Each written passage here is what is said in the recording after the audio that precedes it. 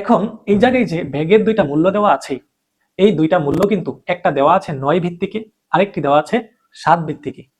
এখন তোমরা সবাই জানো আমাদের বইয়ের ভিতরে বাইনারি আছে, অক্টাল আছে, ডেসিমাল আছে আর হেক্সাডেসিমাল আছে। মানে হলো ব্র্যাকেট দিয়ে 2 আছে, 9 তো আছে কত 10, 9 তো আছে কত 8, আর 9 তো আছে 16। কিন্তু আমাদের বইয়ের ভিতরে 9 আর 7 তো নাই। তো আমাদের পরীক্ষায় কিন্তু এভাবে নতুন কোনো সংখ্যা পদ্ধতি দিয়ে প্রশ্ন আসতে পারে। তো আমার কথা হলো, নতুন পদ্ধতি দেওক আর বইয়ের ভিতর থেকে দেওক আর বইয়ের বাইরে থেকে দেওক, তুমি যদি নিয়মগুলো ভালো মতো জানো, নিয়ম যদি ভালো মতো জানো, আমাদের বইয়ের বাইরেও যদি তোমার প্রশ্ন আসে তুমি সেগুলো সমাধান করতে পারবে। তো চলো এটি কিভাবে সমাধান করতে হয় আর এই ধরনের প্রশ্ন যদি আমাদের পরীক্ষায় আসে আমরা নেক্সট টাইম এগুলো করার চেষ্টা করবো ইনশাল্লাহ। তো খেয়াল করো আমাদেরকে কি বলেছিল, আমাদেরকে বলেছিল কোন ব্যক্তির দাম বেশি।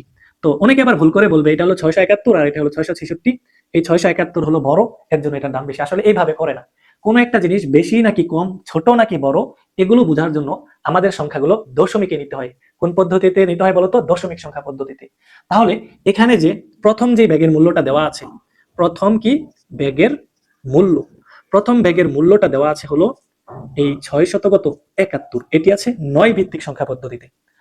আর দ্বিতীয় যে ব্যাগের মূল্যটা আছে, আমি এই যে এইখানে করি, দ্বিতীয় কি মূল্য? ব্যাগের মূল্য। এই দ্বিতীয় ব্যাগের মূল্যটা আছে 666। কোন পদ্ধতি আছে, কোন পদ্ধতিতে আছে?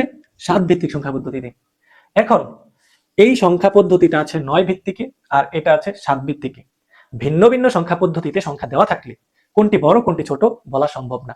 এর জন্য আমাদের বাস্তব জীবনে আমরা যে সংখ্যা পদ্ধতি ব্যবহার করি, মানে দশমিক সংখ্যা পদ্ধতি, এই দশমিক সংখ্যা পদ্ধতিতে এই দুইটা সংখ্যা আমাদের নিতে হবে।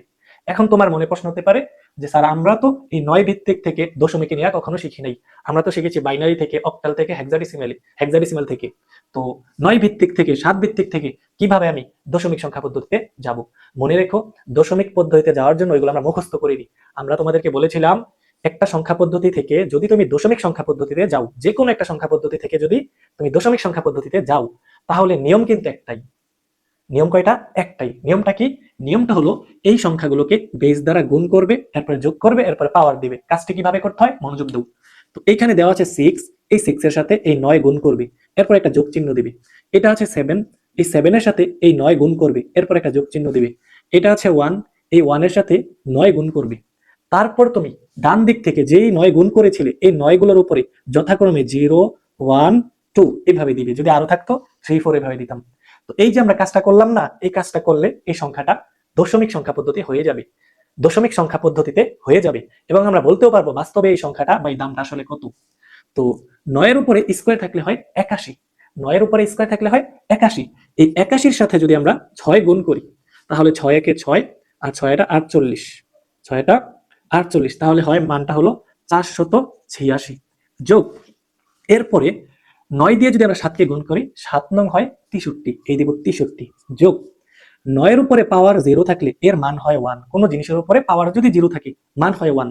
এই 1 দিয়ে যদি 1 কে গুণ করি, 1 একে 1, 486, 63 আর 1 যদি আমরা যোগ করি, 486 যোগ 63 যোগ 1, 6 3 9, 9 কে 10, 10 এ 0, হাতে আছে 1, 6 কে 7, 7 আর 8 হয় 15, 15 5, হাতে আছে 1, 4 একে 5, মানে 550। এই সংখ্যাটা আছে না ডেসিমালে আসছে। আবার এটাকেও আমরা ডেসিমালে নিব। ডেসিমালে নিলে আমরা বুঝতে পারবো আসলে কোনটা বড় কোনটা ছোট বা কোন ভেক্টরের দাম বেশি। তো এটা আবার একই নিয়মে করবে। দেখো আমরা কিন্তু যে কোনো একটা সংখ্যা পদ্ধতি থেকে ডেসিমালে নেওয়ার নিয়ম এটাই, এটাই নিয়ম। সংখ্যা পদ্ধতি যতই চেঞ্জ করে দেব, নিয়ম কিন্তু এটাই। বেস দ্বারা গুণ করব, যোগ করব আর পাওয়ার দিব। সেম ভাবে এটা 6 গুণ কত 7 যোগ 6 গুণ 7 যোগ 6 গুণ 7, পাওয়ার দিব 0, পাওয়ার দিব 1 আর পাওয়ার দিব 2। এবার 7 স্কয়ার মানে কত? 7 স্কয়ার মানে 49, 49 এর সাথে যদি আমরা 6 গুণ করি, 6 নং হয় 54, 54 হয় 4 আর 4 6 হয় 24, 24 আর 5 হয় 29, মানে 294। তোমরা ক্যালকুলেটর চাপ দিয়ে এগুলো বের করবে। এরপরে 6 7, 6 7 হয় তোমার 42, এই 42 আমরা লিখলাম। 7 এর উপরে পাওয়ার 0 আছে, পাওয়ার 0 থাকলে তার মান হয় 1। এই 1 দিয়ে 6 কে যদি গুণ করি, 6 কে 6। এবার আমরা 294, 42 আর 6 আমরা যোগ করব। 4 2 হয় 6, 6 6 12, 12 লিখলাম 2, হাতে আছে 1, 4 একে 5, 5 আর 9 হয় 14, 14 4 আর হাতে আছে 1, 2 আর 1 হয় 3, মানে 342। এই সংখ্যাটিও ডেসিমালে এসেছে। তো আমি আবার বলছি, যে ডেসিমালে নেওয়ার নিয়ম কিন্তু একটাই, বড় ছোট যদি আমাদেরকে কখনো কোনো প্রশ্ন করে আমরা ডেসিমালে নিব। আমাদের সংখ্যা পদ্ধতি যদি বইয়ের বাইরেও আসে, আমরা বইয়ের বাইরে আসলেও ডেসিমালে যাওয়ার নিয়ম ওই একটাই। এখানে 7 থাকলে 7 গুণ দিব, 6 থাকলে 6 গুণ দিব, 5 থাকলে 5 গুণ দিব, আর কাজটা আমরা যোগ পাওয়ার এইভাবেই সবসময় করব। তো বলো তো, প্রথম ব্যাগের মূল্য বাস্তবে কত টাকা? 550 টাকা। আর দ্বিতীয় ব্যাগের মূল্য 342 টাকা। তাহলে কি আমরা বলতে পারি না, সুতরাং প্রথম ব্যাগের দাম কি বেশি? প্রথম ব্যাগের দাম